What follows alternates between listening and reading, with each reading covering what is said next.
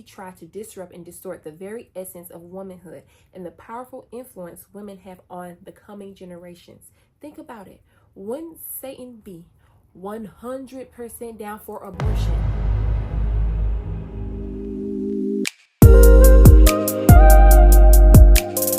Hi everybody, and welcome back to my channel.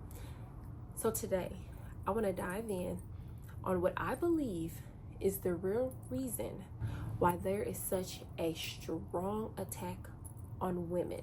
And what I mean by that is, in the news constantly, especially when the election was going on, all this conversation about what is the woman, having to protect women, having to protect women's sports from men, biological men, infiltrating that space that has been designed just for biological women, having to protect our children, abortion, and like a whole bunch of just an array of topics, right? So I have my notes here because I don't want to start going off on tangents, but so I wanted to talk to you guys about that, and I really want you guys to communicate back with me in the comments.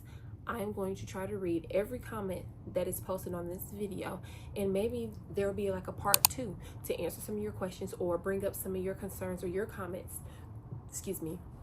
Bring up some of your comments and concerns in a subsequent video. So I've been reading the Bible on my own. I have not made it through the entire Bible yet. I am reading for understanding. I am taking my time. I am looking at commentary. I am getting wisdom and insight from people that are further along in their faith journey than I am, people that are wiser than me. And so I'm reading for understanding. So what I'm about to share with you is what I believe the real reason why women are attacked so greatly, particularly in this climate in America, more so than I've witnessed from my 32 years of living, why women are being attacked so intensely based on what I have read in the Bible up until the book of Ezra, because that's where I am now, and based on knowledge and wisdom that I've gained from the commentaries and communicating with people and listening to people that are way wiser and further along in their faith journey than me. So to begin, I want to read to you what I have down just to try and like set the foundation for everything. So from what I've read, and especially reflecting on like Genesis, I think it's Genesis 2, right? Genesis 2. There's a prominent reason for this spiritual battle against women that stands out to me. Okay, so when you get to the fall, when Adam and Eve sin, right? Adam blames Eve, Eve blames the serpent, and then God makes a powerful prophecy. He says that a child will be born from the seed of a woman, and that child will ultimately crush the serpent's head, right? And so that is foreshadowing when God puts Jesus in Mary's womb, and Mary gives birth to the ultimate king, to Jesus, and he defeats all evil, all sin, right? He crushes the serpent, right? So think about that for a moment. At its core, we know the devil hates everything that God loves. That's a foundational truth. That's a fact. But when you consider the specific and often intense nature of the attacks on women's femininity, the rise in discussions around trans women, the debates about what defines a woman, men wanting to compete in women's sports, abortion, and so many other topics, it's a correlation that I have placed together that I think kind of sums it up, right? I believe that Satan harbors a particular hatred for women because it was a woman that birthed the Messiah. The seed of a woman gave rise to the ultimate king, the one who defeated him. If the devil knew his future, wouldn't it make sense that he would relentlessly torment women, trying to make their lives as difficult, painful, and troublesome as possible? Okay, so let's unpack this really quickly. The serpent talked. Oh, and that brings me to my other point. I'm so glad that I thought about this. Okay, let's add this in before I forget it again. So the devil tempted the woman, right? Not to say that Adam was not there, because I believe Adam was right next to Eve, right? The devil, Satan, was talking to Eve and she was talking back to him, right? and she got the fruit off the tree and gave it to her husband to eat. They both ate it, right? And I feel like the devil tries to infiltrate women's minds because they know they have a lot of influence in their household. They know that a woman is good at persuasion. If a woman wants to try to get her man to do things, she might use her charisma. She might use her charm. She might use her sexuality. She can use her words. She can easily influence her husband, her household, to do certain things, right? And the devil knows that, and I feel like that's why he uses women a lot of the time to try to infiltrate negativity, disorder, disruption into their household. Because God loves a nuclear family, right? So that means the devil hates it. Okay, so that's part of the point, right? Let's keep going. And just for the record, let me be clear. The devil hates men too. But think about the unique role that women often play in bringing forth life. Women give birth to children, and in many Christian households, they are instrumental in nurturing and raising the next generation of Jesus followers. These children are the future warriors against the very evil the devil represents. So, this leads me into my next point. Let me just go ahead and read this because it kind of ties in, right? So, in his hatred for God and his desire to work God's plan, wouldn't the devil target this vital link?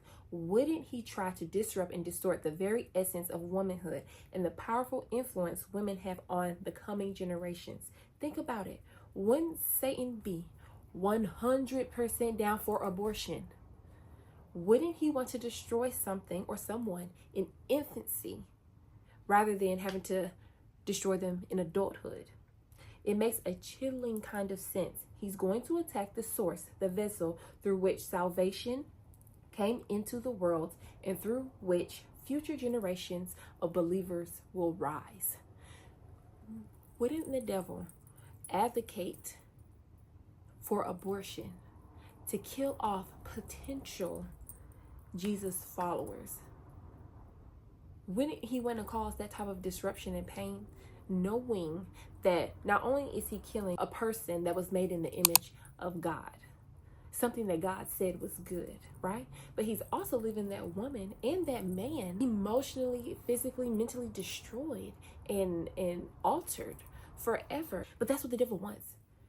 Kill, steal, destroy, right? Okay, let's keep going. So, saying all this, I know there'll be some people like, well, let's just destroy all women. No, that's not that's not the point. So this understanding doesn't excuse harmful behavior or justify any form of discrimination against women. Instead, this whole point highlights the profound spiritual significance of women in God's plan and the very real spiritual battle that they often face. It encourages us to stand in solidarity with women, to pray for them, and to recognize the incredible strength and purpose God has placed within them. So, to summarize, Adam blamed Eve for their sin. Eve blamed the serpent for their sin. Mind you, this also demonstrates lack of accountability. I made another video on why it's hard for people to have accountability, to take accountability, and I'll put that video link somewhere up here. But it also demonstrates that because Adam didn't take accountability, Eve didn't take accountability, and of course the serpent, it's not gonna be like, yep, I did it, you know what I'm saying, even though God knows.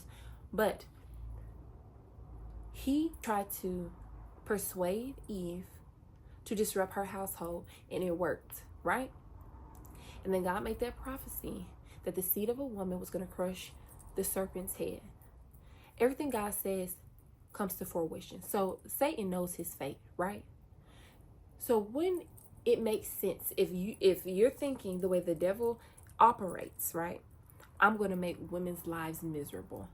I am going to torment them. I'm going to make them painful. I am going to challenge their very existence. I am going to challenge the very thing that God created and said was good. The very thing that God said man needed. because I don't want her to be a helper to her husband. I want her to be disruptive. I want her to cause chaos. God tells the man, husbands, love your wife as Christ loves the church, right? And then he tells women to, like submit to your husbands, So why is it that of all the things, he tells husbands to love their wives and not be bitter against them, and then he tells women to, submit to their husbands, to honor him, right? Why does he tell us to do those things? Because it's not natural and it's hard for us to do. So it's just the thoughts that be coming to my mind. But to sum it up, the serpent persuaded Eve to get the apple and to eat it first. She did eat it first, and then she gave it to her husband, right? And then Mary, women, gave rise, the seed of a woman gave rise to the birth of the Messiah, who ultimately defeated the devil, defeated sin, right? So the devil is like, oh, bet. Y'all, you gave birth to the one that's going to defeat me. Well, I'm going to do everything in my power to destroy women in totality. I'm going to make it challenging for you to be a woman, to be what God said was good, for you to be in your natural essence, right? So anyway, I feel like y'all are picking up what I'm putting down. Those are my thoughts on why there is such a heavy attack on women. So I am so curious to hear y'all's comments, questions, concerns, insight. If you feel like there's something that I missed, or it's something that I didn't explain correctly, or just any feedback that you have, I would love to hear it. As always, be respectful and kind. This is a learning and growing environment, and I want it to be that, and I want everyone to feel comfortable. So until next time, I love you all, and y'all be blessed. Okay, bye.